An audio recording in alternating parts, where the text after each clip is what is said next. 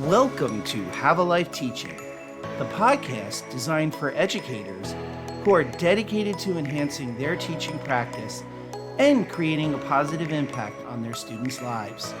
In each episode, we'll dive deep into the world of education, exploring a wide range of topics related to curriculum, instruction, and assessment in K-12 schools. Together, we'll learn from the brightest minds in the education field. So if you're a passionate educator who's ready to take your teaching practice to the next level, join us as we explore the exciting world of education. My name is John Shimbari, signing in and saying, let's have a life teaching. Hello, everyone. Welcome to another episode of Have a Life Teaching podcast, where we hope if you're a teacher listening, if you're an administrator listening, or even if you're someone that supports schools as an external agent, we hope that you get some great ideas and tips for how to do the work that you do, because teaching and learning is such an important part of our journey as humans to grow and achieve. So tonight, I'm really excited to have a guest joining us that has a commonality with me. And that is, when I first started teaching years ago, I had the opportunity to teach in a magnet program. And so I was the founding law instructor at a high school law and magnet school academy. And what was interesting was, because students were coming from all over the county to take this program, we were housed on another campus of another school district. What ended up happening was, it was a great opportunity to bring in speakers, and people were just coming from all over the county to participate in this program because it was innovative. Not only did we have speakers, but we also had a internship program, and all of our students took their senior courses at the county college. So it was really very much an early version of the early college experience, as well as this interplay with career. My next guest is Samantha Shane, and she is actually a teacher in the same magnet school system that I was in here in Northern New Jersey. And the reason why I reached out to her was because she had written a wonderful article in Edutopia, which I will put in the show notes, about how to actually bring in speakers and use them systemically and aligned with your curriculum. Because when I was starting out in this program, it was brand new. It was almost like the Wild West.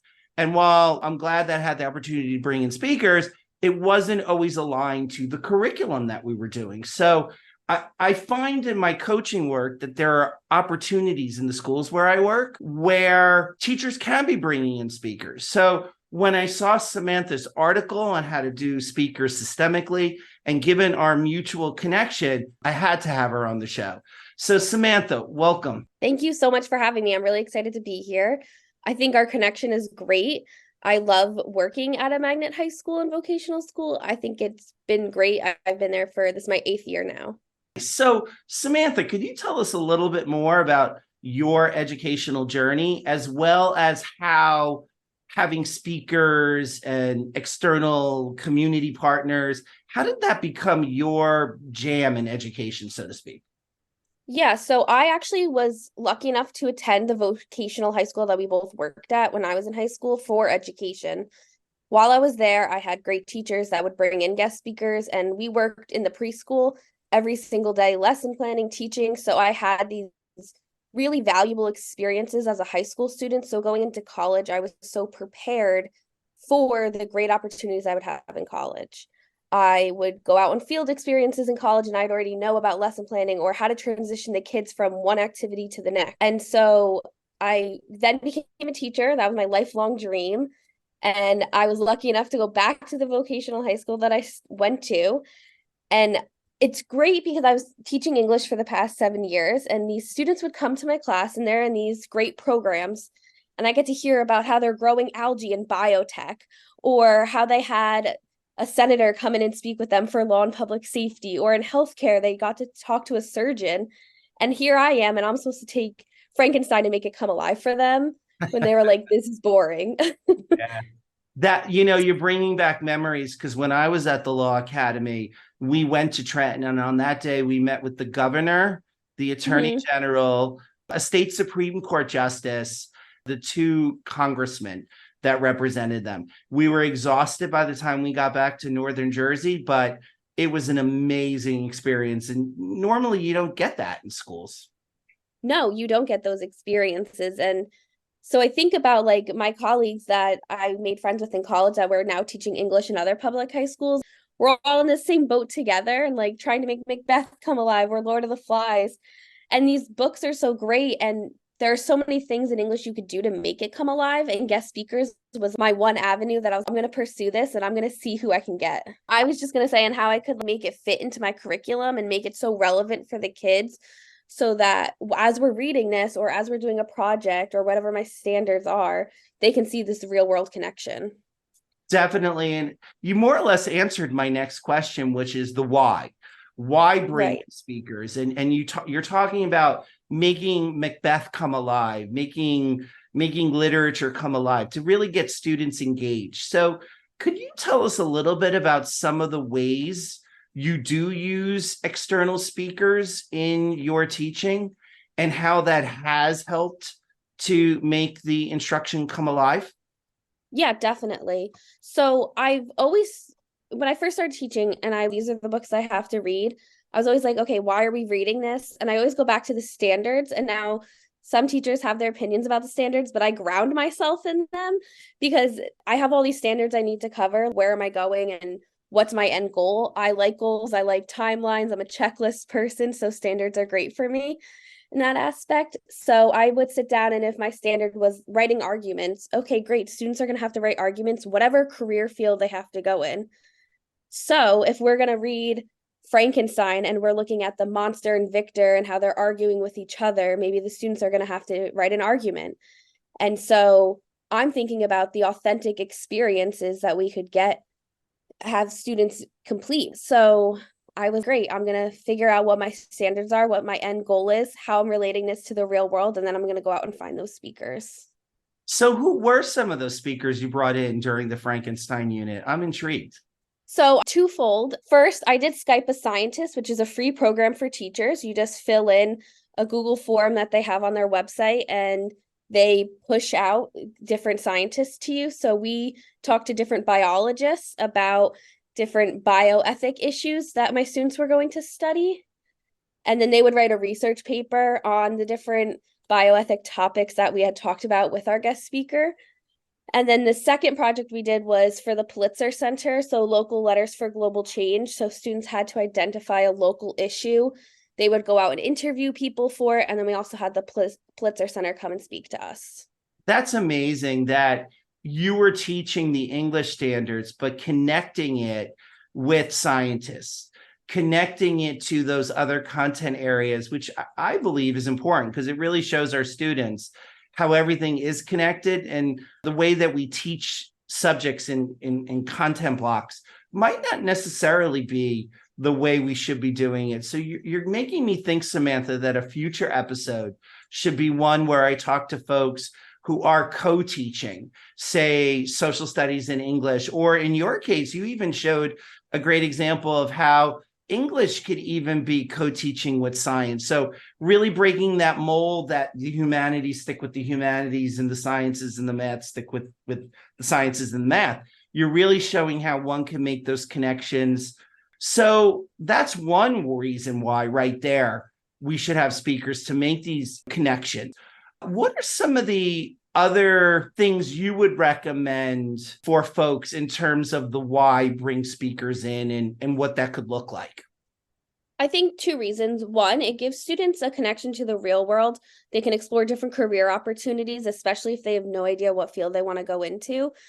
I brought in a museum curator and students had never had heard of that job. And they were able to select items that would be in an exhibit and they were learning about that. It's so different than, oh, I work at a museum, or I didn't even know that job existed. So you're exposing students to industry level professions that they could potentially be in one day. That really resonates with me, Samantha, because I don't know if you're still doing the same thing, but when I was working in your system, I found that after a certain number of times that speakers came, because I would have speakers come really almost every year, some people came and they were talking about different things when they came, but it helped them form a relationship with some of my students. So, for example, I had a lobbyist from AAA come and speak to my students about lobbying in the Law and Public Safety Academy. And I know for a fact, I think 2 or 3 of my former students ended up interning with this lobbyist. What a great opportunity, as you're mentioning, not only to teach the unit that you're teaching to engage students at that time, but having these speakers come in is also forming long-lasting relationships that then could help students not only learn about those new careers you're mentioning, but actually gain practical skills in them. Oh, definitely. I have a student right now interning in a museum in Morristown, and they're helping with their curriculum and programming there for the students. Nice. And did they learn about this opportunity through a speaker that came through your program? Yeah, we had the museum come in. They were talking about how they curate information, how they research, how they find historical facts and comb through all that data.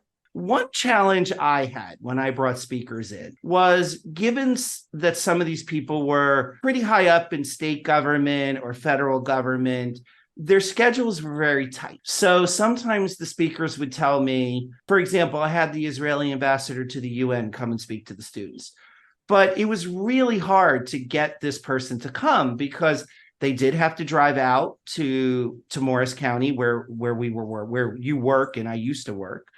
And obviously they're pretty busy. If they told me I could come at 1:30 on Wednesday, in a way I was lucky because students were purposely going to these programs from wherever. The local school that was housing us at the time, I know you're back on the campus of VOTEC, were amenable to rearranging schedules to allow students to be able to partake and benefit from these kind of caliber of speakers. But I did get pushback, Samantha. I got pushback on, well, is this exactly related with the curriculum and the unit you're working on right now? Not exactly, because this is when this person can come, and I wanted this person to come. Now, I would do things, try to get the kids to take notes and keep this information, to videotape it. So when there was the unit that involved whatever the speaker was speaking about, the kids could still access that information. But I was not as dogmatic with ensuring speakers were aligned with the curriculum as maybe I should have been. And one thing I liked in your article is the fact that you're very methodical in when you bring in your speakers and what students are doing with the information those speakers are giving you and your students. Could you walk us through how to still have that creativity of having these wonderful people come, but in a way that is more aligned to specific learning outcomes? I think it's hard when speaker schedules, oh, well, I can only do certain days and times. But I think as the teacher, you have to do a lot of the planning and the forward thinking of, okay, I'm going to be in this writing unit, or I'm going to be in a podcasting unit. I really want them during this time period. And I found that reaching out to speakers that I want in April and September really works well, because then usually their calendar is still far out from I'm contacting them in September. But something I always do in having a method to my madness is I always go back to my standards. What do I want the students to get out of it? And then when I'm emailing the guest speaker or I'm talking to them, I list out my expectations and what I want students to get out of it. Hey, this is really great that you're going to be my guest speaker, but this is what I'm hoping my students will get out of it. And whether that's a hands-on activity where the guest speaker brings in case studies and my students are taking them apart, analyzing them, or if it is more of a lecture style. And then I think after that, it's all about communicating with my supervisor. Hey, this is the standard we're currently on. These are the expectations for the guest speaker, and this is the outcome. And this is like how it's related to either my summative assessment that I'm going to be giving or what the students are going to be doing with that information after. So I think that really helps the conversation and helps make it better for everybody involved. And what are some of the things you expect students to do with this speaker resource? So before the speaker comes, we do a lot of research on that speaker. So we'll read things that the speaker has written, published, YouTube videos or interviews that they've been on. We try to do a lot of background research so that we're not asking questions that are already out there. I always tell them they don't want to answer the same question right now. Let's ask them really great questions. So I always spend a lot of time on questioning with my students regardless, because in order to be great professionals in the world, we need to ask great questions. So practicing questioning is key with your students. So I always tell teachers to do that beforehand. And that's just great for any subject, any unit. After we create the questions, we categorize them, and then I have students assigned roles. So I'll have like a moderator and then also a note taker. What do students do with the information? Do they do anything with the information that the speakers are giving them? So afterwards, depending on where it is in a unit, for example, I had a podcaster come on before we started podcasting to talk about the process of podcasting.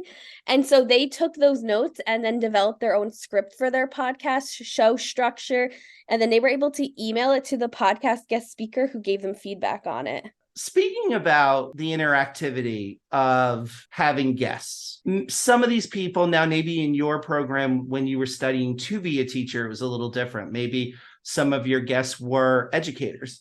But I had found, and I don't know if you find similarly, when I would bring in speakers, especially in a law and public safety program, they're not educators. Some of them are used to talking to adults or with adults, not high school students, even though high school students look like adults, they're not adults. Yeah. And we were often talking about controversial subjects.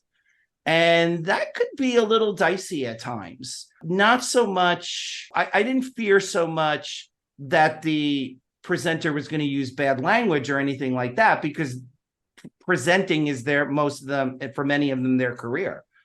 But there were some issues with students taking some of the comments the wrong way, or some of the families hearing about what might or might not have been said, and then coming back and complaining when the information they got was almost like through the telephone game and not exactly what we were talking about. So I don't know if that happens to you in your English program, but have you ever had those experiences, and how do you deal with them? Not to that extent. I would say I've always said to my guest speakers, oh, can you avoid some of these topics, X, Y, and Z, depending on what we were studying. But sometimes you can avoid those topics. So I think it's about a conversation afterwards with your students. Okay, why are you feeling this way? Or this is one viewpoint. What's another viewpoint? And kind of having that reflection piece, because sometimes students just want to be heard. I like that. And in fact, you make me feel good, because I would do that before speakers came and then after, and let them know that there were going to be speakers they were going to agree with. There are going to be speakers that they're not going to agree with. But again, how do you take, even if you don't agree with them, how do you take what they say and then make that counter argument? Talking about what we were talking about before about using the information, because I didn't care necessarily what opinion they had, because that wasn't my job. But my job was to teach them how to make a critically based argument. The other thing that would sometimes happen with speakers that I would have, besides there being some consternation about what was said or how it was said, but I liked, like we're talking, how you work with students through that. But definitely another issue that sometimes came up was the issue of also giving the speaker what the speaker needed. I was very open, as long as it didn't hurt kids, to have my kids research or ask certain questions if the speaker needed those questions answered, because I would bring in the media at times, depending on the level of speaker, because we were also about developing and promoting the program. I don't know, do you do much in the way of cross publicity around your speakers that you have? And how do you handle that in a way where you are giving publicity to your program, but it's not compromising the quality of the education your students are getting? Yeah, so we'll do some social media posts on Instagram, Facebook. We've also done some tap into articles, so that it's not, oh, the media's in your face, but it's more about the experience for the students. Can you describe that a little bit more? What do you mean by tap in? So Tap Into is like a local newspaper in New Jersey. And so each town has their own Tap Into Denville, and they have different sections. And so we'll write local article, museum visits MCST, and it'll talk about like what the students did, the project, and the outcomes. Do Samantha about now? I don't know if you get much of this because you're obviously a teacher who really loves having speakers. As a consultant, let me give you a recent example. So I was in a middle school in New York City, and the teachers were doing this amazing unit on drought and climate change. And they were talking about drought in the West and what this might do to the city of Los Angeles, and how this was really challenging the city in terms of its future plans. And what was the city going to do to deal with this? And I thought that would be an amazing opportunity, especially now that we have Zoom and Skype, to bring in a speaker talking about that. But those particular teachers really push back on that idea. It's so much work, it's too much time. And while I understand that on one hand, that is a lost opportunity for students for all the reasons we've already discussed. So if you're working with colleagues who are not as, say, open or willing to spend the time to bring in speakers, how do you make, like, have you ever coached folks on how to make this process easier? So yes, I have. Something that we've worked on is partnering up with someone else and then dividing the responsibilities. But some teachers need small baby steps to get to that final outcome of like having a guest speaker and going for it. But it can be challenging. And I think teachers always just want to feel comfortable with what they're doing, but taking those baby steps and like a laid out plan, like, okay, this is the first step. Or, you know what, try this first. And then maybe next time you could try the next step, which is maybe a Zoom, or just calling and talking to the guest speaker for 5 minutes about what potentially they could do for your students, I think helps a lot too. Do you ever involve your students in the planning of the speaking engagements? I have with my older students, like juniors and seniors. I'll ask all my students, regardless of level, like what kind of guest speakers they would like to see. But I have had students reach out to guest speakers. I had my students do a community initiative project where they wanted to change something in their community. So they were reaching out to various people to try to change something. For example, one student wanted to do a rock garden. So she was contacting the local nursing home, her local elementary school, and talking to all these folks. And then they came in and spoke to our students about planning something like this. Again, it really makes the classroom, the students' classroom as well. And they'll definitely be more apt to listen and ask questions and be engaged if they were the ones actually planning the event. Yeah, and September is a great month for teachers to really set their classroom up to create that community. I spend a lot of time in September making relationships with my students, making our classroom feel like a community so that we can have these rigorous classroom experiences throughout the year.